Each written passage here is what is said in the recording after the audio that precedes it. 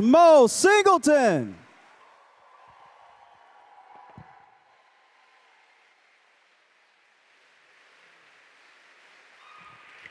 What is up, Berlin? How we doing? Nice. Yes. I moved to Berlin a year ago from New York City. Yeah. Okay, that's cool. Most people just say, ugh, They're like, why? Why did you do that, But I moved here from New York City, man, and honestly, I believe Berlin is cleaner than New York. No, for real, it is. But look, let me say this though. I was recently in Innsbruck, Austria. Okay, wow, okay. And that place was spotless. That place was so clean, it made me realize, I was like, oh my God, Berlin's a shithole. This is, what am I doing, But I feel like Berlin is cleaner than New York because when you're dining on the streets of New York City, you're dining next to a pile of garbage. And next to that pile of garbage are two rats having their own date. You know what I'm saying? Like I lived in Berlin for an entire year, and I've never seen a rat hop on the U-Bahn and then hop off 2 stops later. You know what I'm saying? Like you will see that in New York, you will. The difference is it'd be wearing a fedora and carrying a newspaper,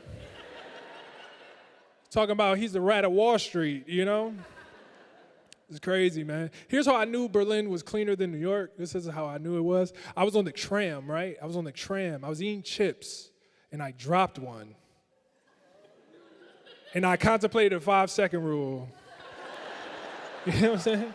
I didn't eat it, but I thought about it, And that was the problem right there, Because you wouldn't do that on a New York subway. You wouldn't. You drop anything, that's it. It's gone. You drop your kid.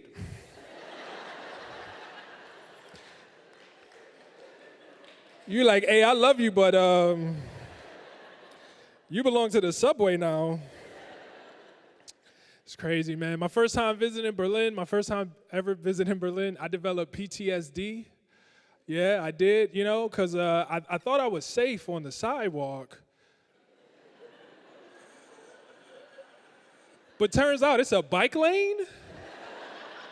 You know what I'm saying? So now I just walk in the bushes. I'm just walking in the bushes, man. You know what's even crazier? The tram will drop you off in the street. I'll say that again. The tram will drop you off in the middle of the street. You guys are so trusting.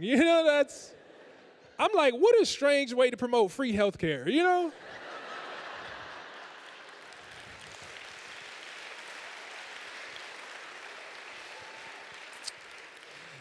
It's like they're like, yo, go on out there. We got you covered, It's crazy, man. Berlin is a cash-only city. I've never lived in a cash-only city before, where it makes you ask the question, what in the money laundering is going on in this city, It's so crazy when most businesses take cash, but the drug dealers take PayPal. That's wild.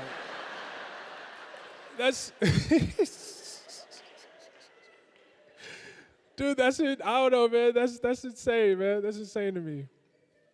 Oh man, but I will say, I love Berlin. Berlin is great, man.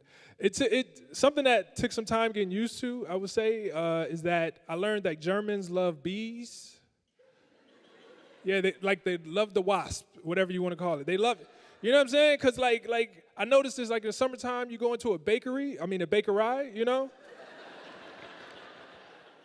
I'm in there, right? And I just see bees flying all over the place, landing all on the pastries, and,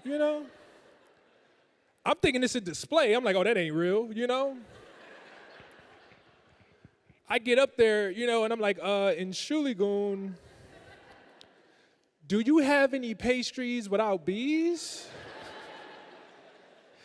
And they look at me like I'm the problem, They're like, oh, American?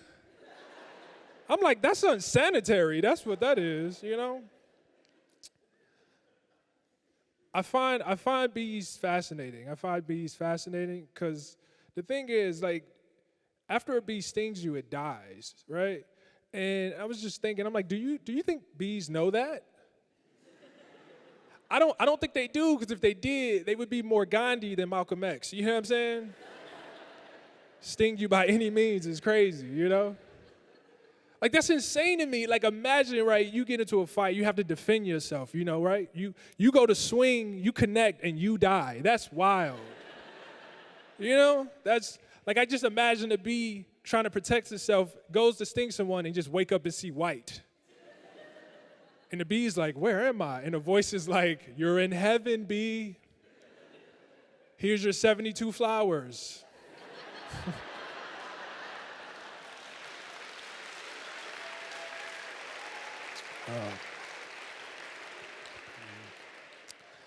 I think another thing I had to get used to living in Berlin was the barefooted community. Have we seen these people? I'm gonna be honest with you, man. Coming from New York City, and I came here and I saw that, I was like, yo, Berlin got more homeless people than New York. This is crazy, you know? And then you just find out people don't like wearing shoes. That's all it is, you know? Like, I saw some barefooted people walking out of Riwi with groceries.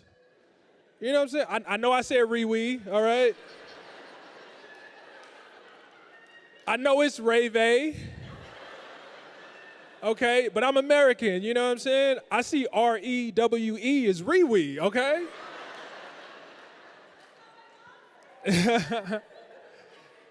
That's what I call it, man. It's so crazy to me, man.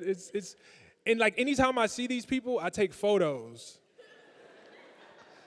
So I got so many photos of barefooted people in my phone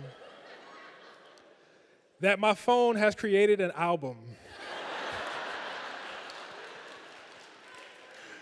Dude, it's insane, man. It's so insane.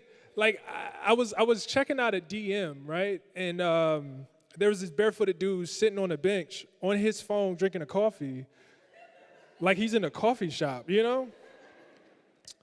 And like we all know what these barefooted people look like, right? You know, white, German, from the South, you know what I'm saying? Dreadlocks. You're like, what do you know what I'm saying? Also, I just want to say, if you white and got dreadlocks, or you're in a relationship with somebody with dreadlocks, both of y'all the problem, okay? That's crazy. That's...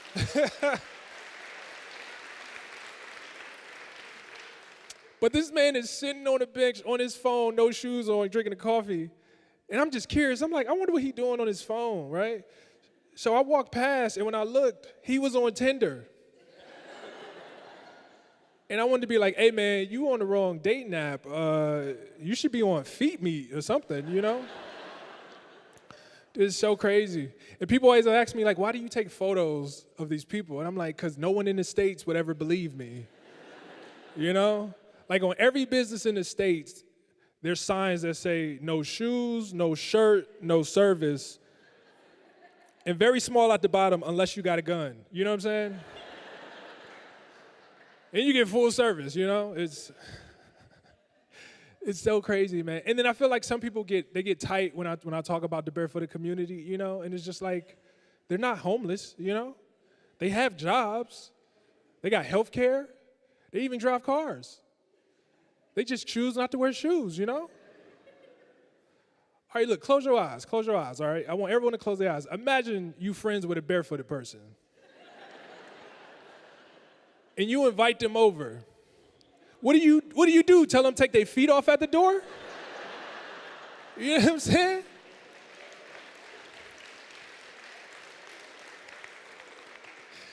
You give them a bucket, be like, yo, clean them shits before you come in here, you know? I don't know, man. It's crazy. This is the last one. There was a barefooted couple. There's a barefooted couple in my neighborhood pushing a stroller, you know? And you know what I'm thinking, right?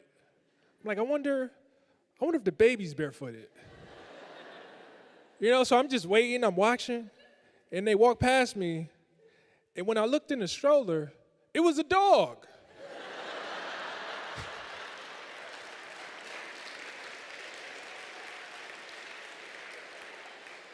And it was wearing shoes. I was like, yo, shit's crazy out here, man. This is Berlin, y'all wild, man. So crazy. But people ask me this a lot. They ask me, like, why did you move to Germany? Why? You know? And to be honest, you know, I've been surrounded by white people my entire life, you know? So I just wanted to go hang out with the OG whites, you know what I'm saying? I wanted to kick it with the source, you know what I'm saying?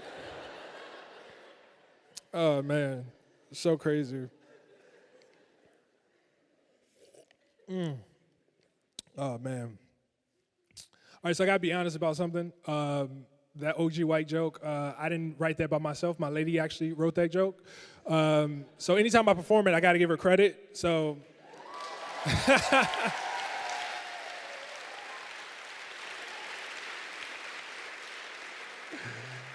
Oh, yeah, teamwork, baby. We got any couples in here? Make some noise. We got couples, yeah? Yeah? Nice. I know Berlin ain't the city of love, but, you know, it's nice. It's nice to have something, you know? And, yeah, I'm in a relationship, you know, it's cool. I'm in a healthy relationship. It's nice. Yeah, okay. All right. Here's how you know you're in a healthy relationship. You gain weight. That's how you know. You know what I'm saying? If you don't gain weight, you in a toxic one. Get out. You know, that's what. It's cool, though, man. I told myself in this new relationship I wanted to be more honest, you know? And I was. I told my lady that I was a comedian. Yeah, I did, you know? That wasn't to let her know that I was funny. That was to let her know that I'm broke, you know? But she could relate, though, because she got a master's in philosophy, so.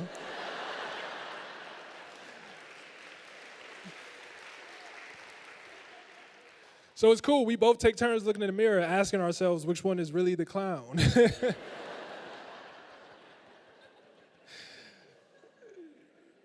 She's cool, man. She's super affectionate. She loves to hold hands. She loves holding hands. I'm not the biggest fan of it, but, you know, I do it to make her happy, you know what I'm saying? We hold hands when I'm driving. I'm like, baby, I need both hands, you know? 10 and 2, you know what I'm saying? We hold hands in the bed. I'd be like, girl, where you think I'm going, you know? But the thing is, though, like, my lady's short, so when we hold hands in public, we look like the pedestrian crossing sign. That's what, you know what I'm saying? I'm the big shadow, she's the little kid shadow with the purse. But the thing is, though, as much as I'm not a big fan of holding hands, I'm not afraid to admit, I love being a little spoon.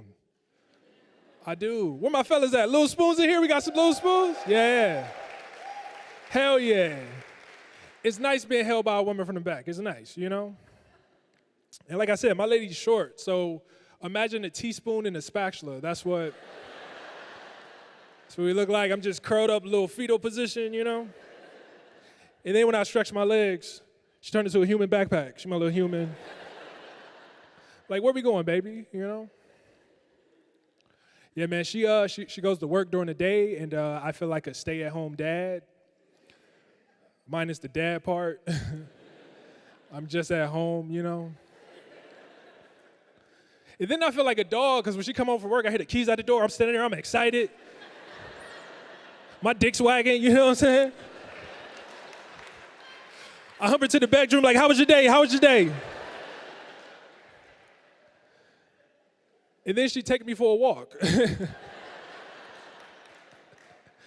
It's crazy, man. But when I'm not being a stay-at-home dad, I travel. I travel doing stand-up and stuff. I love traveling, man, because I like to learn things when I travel. Like I was recently in Paris. I was in Paris performing, and I learned that the birds are friendlier than the people. That's what I learned. You know, because the people were rude, man, super cold. I had a bird walk up to me, tap me on the foot, go, bonjour. I go, comment ça va? Ça va bien? And he flew away, you know? I was like, that was tight, you know? It was cool, man. I was in Scotland. I was in the UK. And what I learned in Scotland was that the Harry Potter movies were shot in Scotland. So that, you know, gave me motivation to watch them for the first time. And after watching those movies, I learned that I'm the black Harry Potter. I am, because I wear glasses, I got a forehead scar, and I got a group of old white men in robes trying to kill me. You know what I'm saying? I'm just like, touche, JK, you know? And then I was in Copenhagen. What I learned about Copenhagen is that Copenhagen is one of the safest places in the world. Yeah, and I can attest to this because I was on the metro at 11 p.m. with a guy holding a brand new PlayStation 5. He wasn't even holding it. He had it by his foot. He was just, I was like, holy shit, is that safe out here? So I robbed him.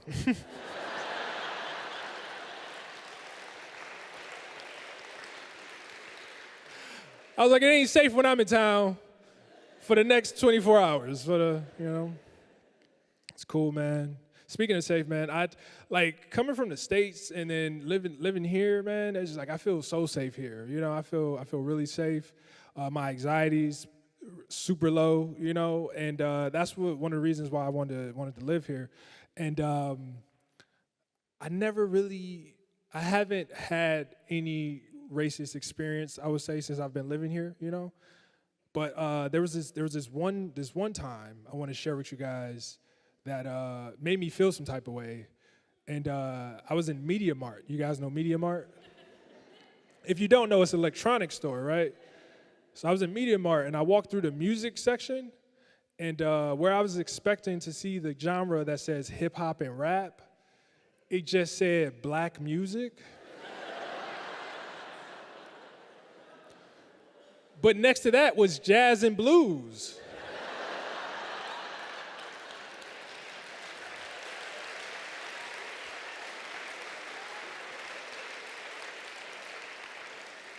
I was like, is that not black music? What is that? That's crazy.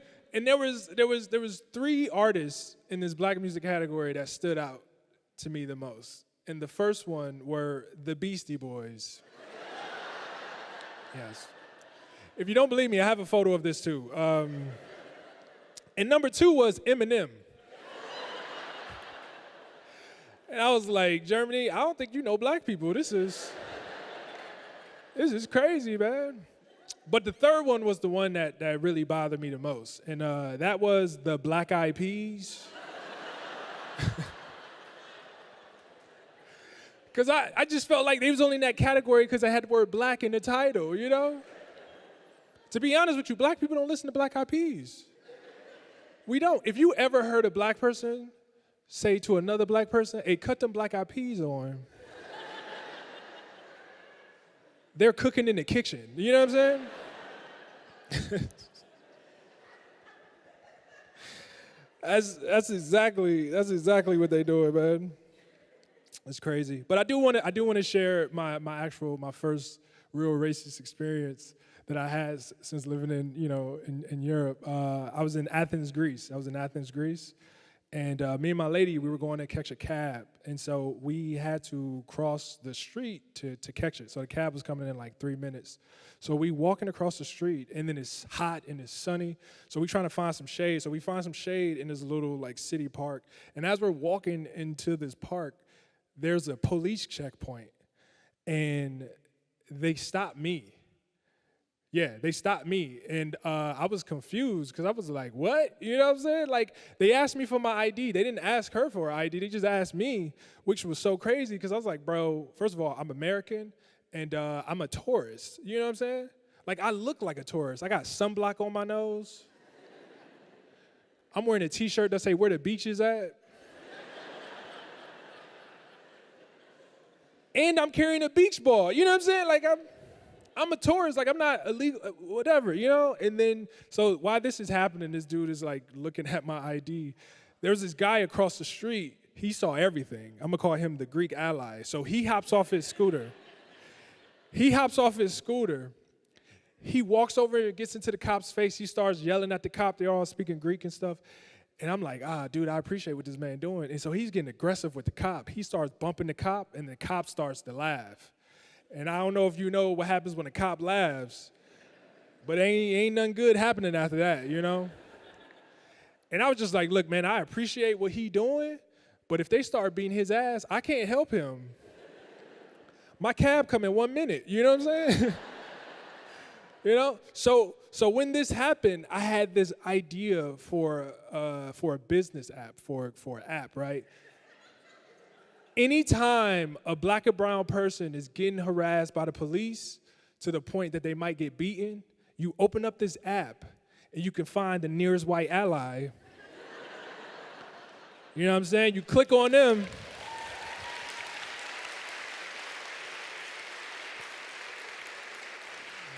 Hey, I'm just saying, you want to prove your allyship, here you go. You know what I'm saying? So you click on them, right? And then they come and they take the beating for you, you know? You know what I'm saying? We could call it like Rescue Ally or Uber Beats. That's what we could call it.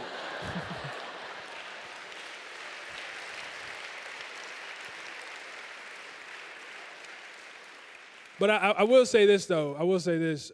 You can ask any black American how you think they would die, and they would tell you by a gun. They would tell you this. And I used to think the same thing. And now that I live in Europe, I know the way I'm going to die is by a delivery bike. You know what I'm saying? But that's been my time.